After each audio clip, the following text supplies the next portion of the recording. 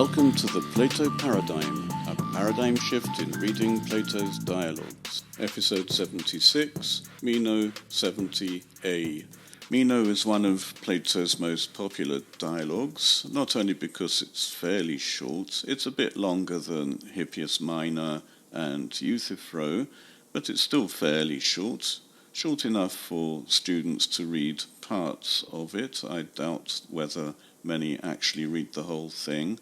I say this because most people are familiar with certain things which appear in the dialogue, such as the theory of recollection, innate knowledge, Socrates' discussion with the slave of Meno, and the general question whether virtue is teachable. A more holistic reading of the dialogue would lead anyone to the realization that there is no theory of recollection, no innate knowledge which should be taken seriously, and the general question is not how virtue can be taught. Interestingly, no one is wrong to think that Socrates talks to Meno's slave. This is something that actually happens in the dialogue. And if they took this approach to the dialogue for everything else as well, Plato's studies would be in a much better place today. There are 4 speakers in the dialogue. 3 of them have details from historical characters, and we could influence our understanding of the characters already by learning a few facts about the historical figures. However, I propose reading through the dialogue and collecting information from within the dialogue to see what the dialogue itself is about before we add the external layer, which may provide other insights, a new way of looking at things. If we begin with the historical details, we may miss what the dialogue itself internally can provide us. In Stephanus's edition of the Dialogues of Plato, Meno began on page 70 of the second volume, which is why we begin at 70. The speaker is Meno, and we know that because when Socrates replies, he begins by saying, "O Meno." We also know that Meno is talking to Socrates because he addresses him straight away. We don't yet know whether there is an audience. We'll find out about the middle of the dialogue, but before then, it's as if they are on their own, just like the dialogue with Socrates and Hippias in Hippias Major. This then is what Meno says. Eches moe peno Socrates ara didacton he arete, u didacton al asketon, ut asketon ut matheton, alla phuse paragignitaitois anthropois, alotinitropo. Can you tell me, Socrates, whether virtue is something teachable, or not something teachable, but something exercisable, or neither exercisable nor something learnable, but by nature comes to humans, or by some other way? In modern literature, this question is reduced quite often to the question whether virtue is teachable. And this is not what Meno is asking. Strictly speaking, Meno is asking Socrates whether he can tell him something, and then he gives him options, which indicates that he expects Socrates to choose one of the options he has given him. Furthermore, Meno has made the options exclusive: teachable or not teachable but exercisable, or neither exercisable nor learnable, but something which comes to humans by nature or some other way. Meno has precluded a combination of these options, and it seems as though he's not even interested in the options themselves, but what Socrates will choose. Before carrying on analyzing the question itself, we should say a few words about arete, or virtue. Arete is strictly, or at least historically, manliness or masculinity, and it was a characteristic of the heroes who would go around killing each other and excelling, becoming better than others. By the classical period, arete was the quality of anything good. Virtue is an exact translation of arete, inasmuch as virtus means manliness. Vir is man. But virtus was transformed in ecclesiastical literature, in Christianity, and doesn't really hold that sense of excellence that virtue used to have. Given that Meno already has 3 options, we may ask whether he thought of these options on his own or whether he acquired them from other people. The fact that he's asking Socrates which of these options he thinks is correct suggests that he is not that much of an original thinker, and that he has already asked other people what they think, or they, on their own initiative, told him what to think.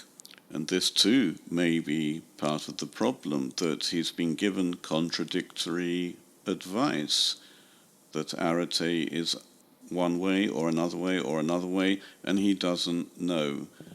It's always possible that he's simply asking Socrates to help him out. Which of these options seems to Socrates to be the correct one? For now, we have various interpretations of Meno's question, or his motive for asking the question. One thing which is very interesting is that Meno is not asking how to acquire arete. He's not asking for his own benefit. He's simply asking what sort of thing arete is. Is it something teachable, or something exercisable, or something which comes naturally to people, or comes to people in some other way? It is not the case, as has been claimed in secondary literature until now, that Meno is desperate to know how to acquire arete, that he begins the conversation immediately with this question: how can I acquire arete? As if he would ask Socrates in particular. Does he already know Socrates? Is Socrates the sort of person he thinks would give him arete? But why assume that Meno thinks that he doesn't have arete? Meno may be the sort of person who thinks that he is already excellent in one way or another. His question, and this is what we should concentrate on, is what sort of thing is arete? It should be noted that Meno doesn't describe arete, because if he had described arete as teachable or exercisable, he would have used a feminine adjective. As it is, he uses a neuter adjective, which makes it specifically something which is teachable, something which is exercisable. And to emphasize the point that Meno regards arete as a thing, he also replaces teachable later on in the question with learnable, as if it's the same thing. It's something which is taught and is passed as it is and learned by a student. We may have occasion to go into this in more detail later on, but if someone who knows something teaches that thing to students, it is not the case that the student immediately acquires the knowledge that the teacher has. In the best case, the student will be able to repeat what the teacher has told him, but it is not the case that the student has all of the background knowledge and context which the teacher has. And yet here is Meno assuming that arete is a thing which can be passed as it is through teaching on the one hand by the teacher and learned entire by the student. This then suggests that Meno thinks about what we would consider abstract terms in concrete terms. Now, Meno may have thought up all of these different options about the sort of thing arete is on his own, but it's worth considering who might have given him all these different impressions of arete. If we take the arete as something teachable, the obvious candidate would be a sophist. A sophist might claim to teach the ability to excel at various verbal activities, especially verbal, for example, rhetoric, heuristics.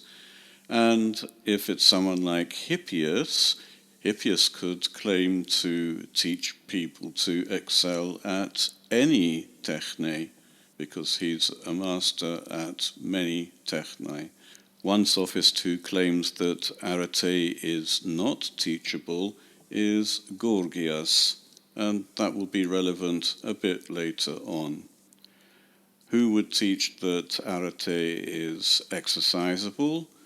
The trainer, the physical trainer, and a person who trains can excel at beating other people physically.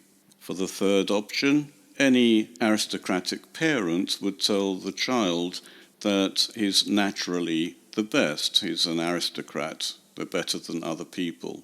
If various people claim that virtue is either teachable or exercisable or comes to people naturally, or even if Meno has thought these things up himself, which is actually less likely, there are trainers, there are sophists, and there are aristocratic parents, Meno expects Socrates to choose only one type of virtue. That is, that virtue altogether is either teachable or exercisable or comes to people naturally. And this also indicates that Meno treats virtue as a thing. If it's a thing of one sort, it can't be a thing of another sort.